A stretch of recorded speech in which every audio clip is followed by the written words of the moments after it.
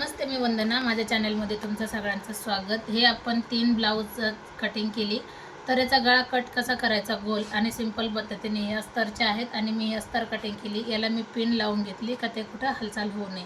तर याच्यासाठी काय करायचं, तुम्ही अर्धा इंच सोडा किंवा 1 इंच वरच्या बाजूने सोडा आणि नंतर ज्यावेळेस आपण कटिंग करतो तर गळा जोडताना याची हालचाल होऊ नये किंवा शोल्डर असं रुंदीकरण जास्त होऊ नये याच्यासाठी ही ट्रिक वापरा. म्हणजे सोपं जातं आणि खूप सुंदर याची फिनिशिंग येते. अजिबात आपल्याला त्रासदायक होत नाही शिवताना. तर मी तुम्हाला खोलल्याच्या नंतर दाखवते का कशा पद्धतीने याचा रिझल्ट आहे.